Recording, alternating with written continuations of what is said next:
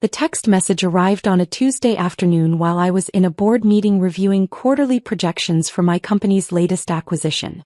Natalie, we need to talk about Dad's birthday dinner. We've had to make some adjustments to the guest list. Unfortunately, we don't have room for you this year. It's nothing personal, we're keeping it to immediate family only. Maybe next year. Love, Mom. I stared at the screen for a long moment, letting the words sink in. Immediate family only. As if I wasn't immediate family. As if being the youngest of 4 children somehow made me less related to my own father. Miss Chin. My CFO David was looking at me with concern. Is everything all right? Fine, I said, setting my phone face down on the conference table. Where were we? The Seattle property acquisition. But my mind wasn't on the meeting anymore. It was calculating, processing, planning. Dad's 65th birthday was in 3 days. The celebration was being held at Skyline, the most exclusive rooftop restaurant in downtown Chicago. Floor-to-ceiling windows, panoramic city views. A menu that cost more per person than most people spent on groceries in a month. My brother Marcus had been bragging about it for weeks on the family group chat. The one I'd been removed from 6 months ago, by accident, that no one had bothered to add me back to. What my family didn't know, what they'd never bothered to ask about or investigate, was that I'd made the original reservation. 6 months ago, when Dad had casually mentioned wanting to celebrate his 65th at Skyline, I'd called in a favor with the owner, Gregory, whom I'd met during a real estate development conference 2 years earlier. Skyline had a 2-year waiting list, but Gregory and I had become friends after I'd connected him with an investor who'd saved his restaurant during the pandemic. I'd reserved the entire rooftop. All 200 seats. For Friday night, November 17th from 7 p.m. to midnight. And I'd done it under my company name, Chin Global Hospitality. The reservation confirmation sat in my email, along with a $50,000 deposit I'd paid without a second thought. I'd been planning to surprise Dad with an elaborate celebration. His favorite jazz band flown in from New Orleans, a custom menu featuring dishes from every decade of his life, a video montage of family memories I'd spent months compiling. But 3 days ago, my sister Lauren had apparently decided the guest list was too large. She'd cut it down from the 60 people I'd planned for to just 25. And somehow I hadn't made the cut. Immediate family only. I picked up my phone and typed a response. Understood. Enjoy the dinner. Then I called Gregory. Natalie. How's my favorite real estate mogul? Doing well, Gregory. I need to make a change to my reservation for Friday night. The big birthday bash? What do you need? I need to convert it from a family celebration to a corporate event. Full buyout stays the same, but I'll be hosting business partners instead. Can you handle a menu change on short notice? For you? Absolutely. What are we thinking? Impressive but not ostentatious. These are investors and developers. People who appreciate quality but don't need to be overwhelmed by it. Let's do the tasting menu, wine pairings, and make sure the lighting is perfect for the presentation I'll be giving. Consider it done. Should I still have the jazz band? Yes, but let's move them to background ambience rather than centerpiece entertainment. You got it. Natalie, can I ask, wasn't this supposed to be your father's birthday? Change of plans. He's celebrating with immediate family elsewhere. There was a pause. Gregory was perceptive enough to read between the lines. I'm sorry to hear that. Don't be. Business is business. I'll see you Friday at 6:30 for the final walkthrough. After hanging up, I returned to the board meeting with renewed focus. If my family wanted to exclude me, fine. I'd been excluded before. But this time I wouldn't disappear quietly into the background. This time they'd see exactly what they'd dismissed. Friday arrived with perfect November weather, crisp and clear, the kind of night where the Chicago skyline sparkled like a jewelry box. I dressed carefully in a midnight blue silk suit from an Italian designer, paired with simple diamond earrings that had cost more than my first car. My hair was pulled back in an elegant chignon. I looked every inch the successful CEO I'd become. My driver, Thomas, picked me up at 6:15 p.m. Skyline Restaurant, Miss Chin? Yes, Thomas. And we're making one quick stop first. Where to? Corner of Michigan and Adams. I want to see something. At 6:45 p.m., we pulled up across the street from Skyline. The restaurant occupied the top floor of a 40-story building, its glass walls glowing against the darkening sky. I could see people beginning to arrive at the ground-level entrance. A couple in formal wear, a group of business people, tourists hoping for walk-in availability they'd never get. And then I saw them. My family. Dad arrived first in Marcus's BMW. My father looked distinguished in a dark suit, his silver hair catching the streetlights. Marcus emerged from the driver's side, straightening his tie. His wife, Jennifer, followed, her designer dress probably costing a month of my first post-college salary. My sister Lauren pulled up in her Range Rover with her husband, Derek. She wore a cream-colored gown that made her look like she was attending a wedding. Her 3 children tumbled out behind her, dressed in matching formal wear. Then came my other brother, Kevin, with his wife, Ashley. And my mother arriving with my aunt and uncle in a hired town car. 25 people total. Immediate family. I watched them gather at the entrance, laughing, taking photos. Dad was smiling, clearly excited for his birthday dinner. Mom was adjusting his collar, fussing over him the way she always did. Lauren was herding her children into a group for pictures. No one was looking for me. No one mentioned my absence. No one seemed to notice that a piece of their immediate family was missing. Miss Chin. Thomas's voice was gentle. Are you ready? Yes. Let's go. He drove around the block and pulled up to the building's VIP entrance. The one reserved for restaurant owners, celebrities, and people who'd rented out the entire venue. Gregory was waiting in the private elevator lobby. Natalie. You look stunning. Thank you, Gregory. Is everything ready? Absolutely. Your guests started arriving 10 minutes ago. The space looks incredible, exactly what you wanted. We rode the elevator to the 40th floor in silence. When the doors opened, I stepped into organized chaos. My executive assistant, Miranda, was coordinating with servers. The jazz band was doing a sound check. Waiters circulated with champagne and hors d'oeuvres. And everywhere, people I'd invited, real estate developers, hotel executives, investment partners, city council members, the mayor's chief of staff. 200 people who'd jumped at the chance to attend an event hosted by Chin Global Hospitality. Miranda's status report? Everyone on the A-list confirmed and arrived. Mayor sends her regrets, but her deputy is here. The presentation deck is loaded and ready. Catering is on schedule. And Gregory's team has been phenomenal. Excellent. And the other situation? Your family arrived at 7 p.m. as expected. They went to the ground floor host stand. The host informed them that the restaurant is closed for a private event tonight. No reservations are being honored. How did they react? According to the host, your brother Marcus demanded to speak to a manager. He showed his reservation confirmation.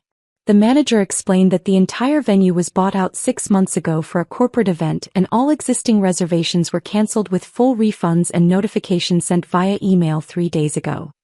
3 days ago. The same day Mom had uninvited me. Did they mention my name? Your brother asked if this was Chen's event. The manager confirmed that Chin Global Hospitality had reserved the venue but didn't provide details. Your brother apparently said, "That can't be my sister. She works in hospitality management." The manager didn't correct him. I smiled. Where are they now? Last report, they were standing outside on the street trying to find another restaurant. Everything within 10 blocks with availability is either fully booked or completely inappropriate for a 65th birthday celebration. Keep me updated. The next hour passed in a blur of networking and presentations. I addressed the crowd, thanking them for coming and outlining Chin Global Hospitality's expansion plans. 12 new properties over the next 18 months. A total investment of $340 million, creating 2,400 jobs across 5 cities. The mayor's deputy spoke about public-private partnerships. A developer discussed our collaborative project in the West Loop. An investor praised our track record of returns. It was everything a corporate event should be. Impressive, strategic, successful. But I couldn't stop thinking about my family standing on the street below. At 8:30 p.m. my phone buzzed. Marcus. I let it go to voicemail. Another buzz. Lauren this time. Voicemail. Then Kevin. Then Mom. I put my phone on silent and returned to my guests. At 9 p.m. Miranda approached with an update. Your family found a restaurant. Italian place 6 blocks away. Not nearly as nice, but it has a private room available. They're there now. Good. At least Dad has somewhere to celebrate. There's more. Your mother called the restaurant here and asked to speak to the event host. Gregory took the call. And she asked if you were here. He confirmed that Natalie Chen was hosting a business event. She asked if she could come up to speak with you. He said that wasn't possible during a private corporate function, but he'd be happy to pass along a message. What message did she leave? That it's your father's birthday and the family would like you to join them at their new location. I stared at Miranda. They uninvited me 3 days ago, and now they want me to leave my event to join theirs? That appears to be the situation. Tell Gregory thank you, but I'm occupied with business this evening. At 10 p.m., as the event was winding down and guests were beginning to depart, my phone screen lit up with a call from Dad. I hesitated, then stepped out onto the rooftop terrace, a small outdoor space where smokers usually gathered, now empty in the November cold. I answered, "Hello, Dad." "Natalie." His voice was strained. "Where are you?" "I'm at a business event." "Why?" "You're at Skyline. Gregory told your mother you're hosting something there." "That's correct. A corporate function for Chin Global Hospitality." There was a pause. "Natalie, that's where my birthday dinner was supposed to be. Marcus made a reservation months ago." "Actually, Dad, I made the reservation 6 months ago. Under my company name. I was planning to surprise you with a celebration. 60 guests, your favorite band, a custom menu. But then Mom uninvited me 3 days ago, so I converted it to a business event." Silence on the other end. You made the reservation?" "I did. I called in a favor with the owner. Skyline has a 2-year waiting list, but Gregory and I are friends. I reserved the entire rooftop for your 65th birthday." "But Marcus said." "Marcus probably called to make a reservation and was told the venue was already booked for that night. So he assumed it fell through and looked for alternatives. Except there were no alternatives because I'd already secured it. When the venue sent cancellation notices 3 days ago, because I'd converted my family event to a corporate one, your family showed up tonight expecting to be seated. Why would you cancel our reservation?" "I didn't cancel your reservation, Dad. You never had one. I had the reservation, and I changed my plans when Mom made it clear I wasn't welcome at your celebration." "Natalie, that's not, your mother didn't mean. She texted me that you didn't have room for me. That it was immediate family only. I'm your daughter and I didn't make the cut for immediate family. So I made other plans." "Where are you right now?" "What floor?" "I'm on the rooftop. The 40th floor." "Why?" "We can see the restaurant from here. We're at that Italian place down the street. I can see the lights." I looked out at the city spread below me. 6 blocks away I could make out a smaller building, its upper floor lit up. "Buona sera?" "Yes." "Natalie, can you please come here? It's my birthday and I want all my children with me." "All your children?" "That's interesting, Dad, because 3 days ago, I apparently wasn't considered essential to your birthday celebration. What changed?" "Your mother made a mistake. We shouldn't have. Lauren was trying to keep costs down and we thought." "You thought I wouldn't care. You thought I'd just accept being excluded because I always have before. You assumed I'd be the quiet, agreeable daughter who doesn't make waves. That's not true. Isn't it? Dad, do you know what I do for a living? You work in hospitality management. You've done very well for yourself. I own a hospitality management company. Chin Global Hospitality. I have 47 properties across 8 states. I employ over 3,000 people. My company's valuation is $680 million. I'm hosting 200 business partners, investors, and city officials at an event that cost more than most people make in a year. And you thought I worked in hospitality management?" The silence stretched so long I thought he'd hung up. "Dad, $680 million? His voice was barely a whisper. "Give or take. The market fluctuates." "How did we not know this?" "Because you never asked. In the 7 years since I started my company, not once has anyone in the family asked me about my work beyond, 'How's the hospitality thing going?' You assumed I was managing hotels for someone else. You never considered that I might own them." "Natalie, I don't know what to say." "You don't have to say anything. Enjoy your birthday dinner with your immediate family.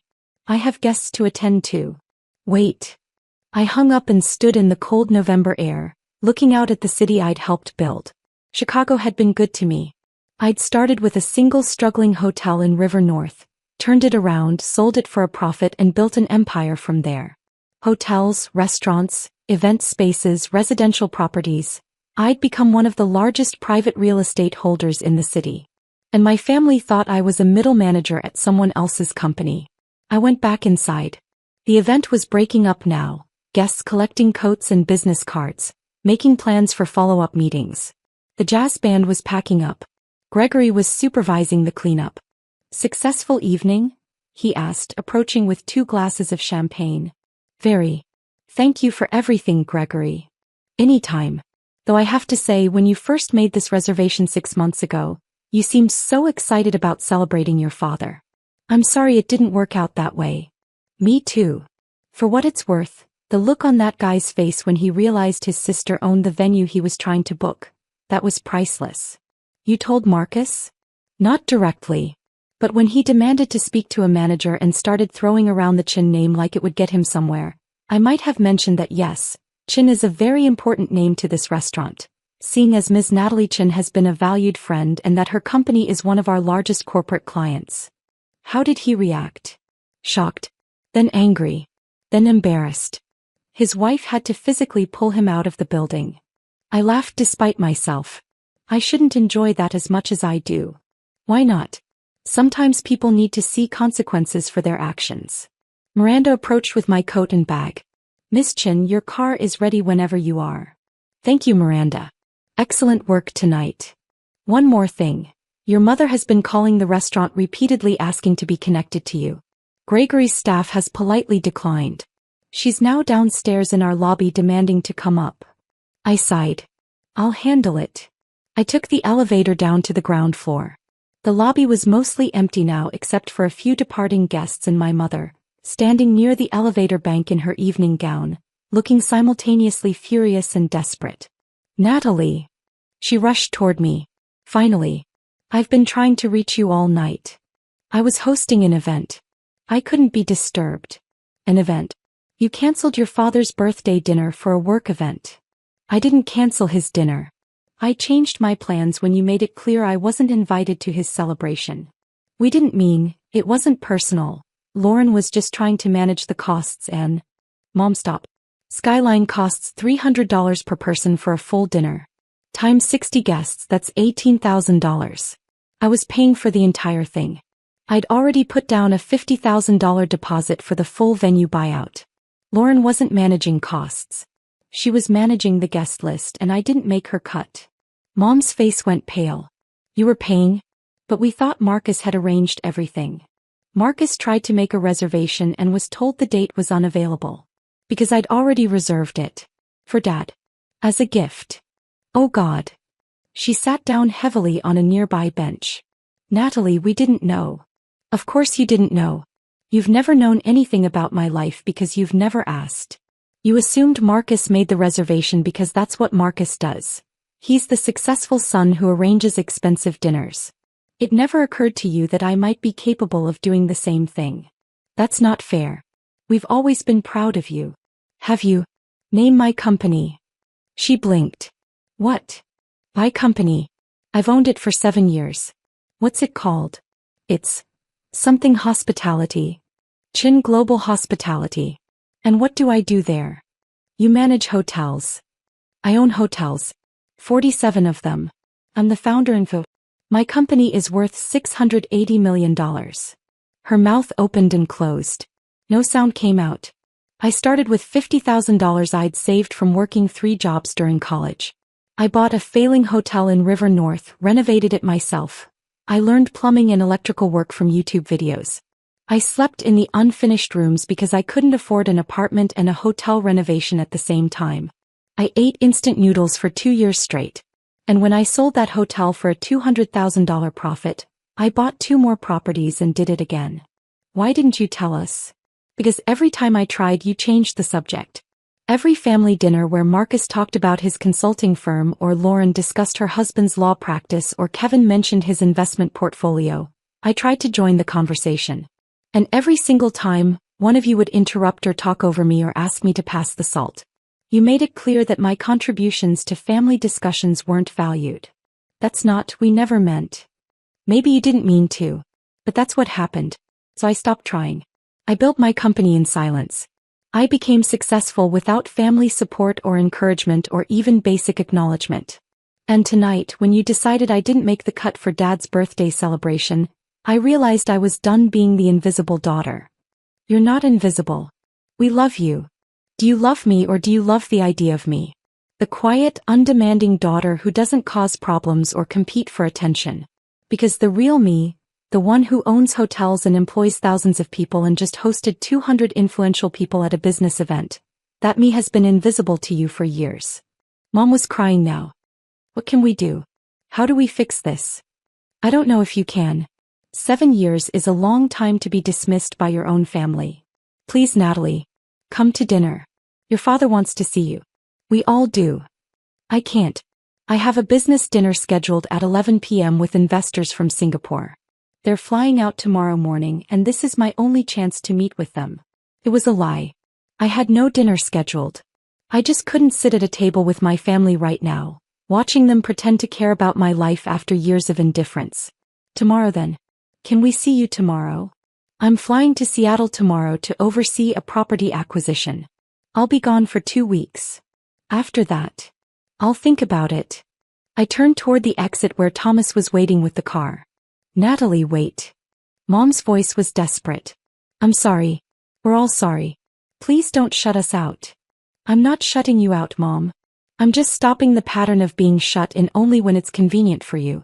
There's a difference. I walked out into the November night, leaving my mother in the lobby of the building that housed my friend's restaurant, in the city where I'd built a fortune while my family thought I was barely scraping by. Thomas opened the car door. Home, Ms. Chin. Yes, Thomas. Home. Home was a penthouse in the Gold Coast, 3,500 square feet with lake views, a private elevator and security that most celebrities would envy. I'd bought it 2 years ago and decorated it myself, every piece chosen carefully, every detail reflecting my taste. My phone was buzzing constantly. Messages from family members were piling up. Marcus, you should have told us about the reservation. This is your fault. Lauren, why are you doing this to Dad on his birthday? Kevin, can we talk? I think there's been a misunderstanding. And from Dad, Natalie, please. I don't care about the restaurant or the confusion. I just want to see my daughter on my birthday. I turned off my phone and poured myself a glass of wine from my private collection. The city sparkled beyond my windows, 40 stories of success I'd built while they weren't watching. There was a knock at my door. Building security calling up first. Miss Chin, there's a visitor in the lobby. Your father, Richard Chin. He says it's urgent. I hadn't expected that. Send him up. 3 minutes later, Dad stood in my hallway still wearing his birthday suit, looking small and tired and older than I remembered. How did you know where I live? I hired a private investigator 3 years ago. That stopped me. What? After we hadn't heard from you for 6 months, I got worried. I hired someone to make sure you were okay. They reported back that you were fine. More than fine. They gave me your address, photos of you at business events, articles about your company. I've known for 3 years what you've built. And you never said anything? I didn't know how. Every time I tried to bring it up, I realized how much we'd missed, how badly we'd failed you. The longer I waited, the harder it became. He walked to my windows looking out at the view. This is beautiful. Thank you. I designed it myself. Of course you did. You were always the creative one. We just never paid attention. Why are you here, Dad? Because it's my 65th birthday and my youngest daughter, the one I'm most proud of and have failed the most, isn't with me. And that's unacceptable. You're proud of me? Natalie, you built a $680 million company from nothing. You created thousands of jobs. You transformed neighborhoods with your properties. You did all of this without family money or connections or support. You're the most successful person in our family, and we've been treating you like you're the least. I felt tears threatening. You really knew? For 3 years. I knew. And I was a coward for not telling you, for not making sure your mother and siblings knew. I let them continue dismissing you because it was easier than admitting how wrong we'd all been. Why now? Why tell me tonight? Because when Marcus realized you owned that restaurant, when your mother called me in a panic saying she'd found out about your company, when all of us finally had to face the truth we'd been avoiding, I realized I'd wasted 3 years.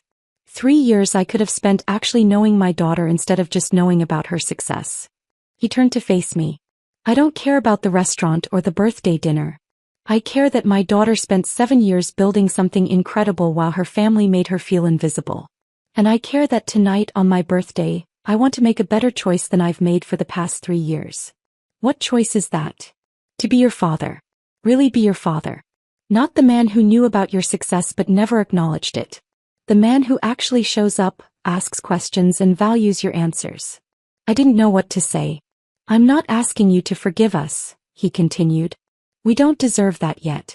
I'm just asking for the chance to start over. To get to know the real you instead of the version we invented in our heads. It's not that simple, Dad. I know. But it could start simple.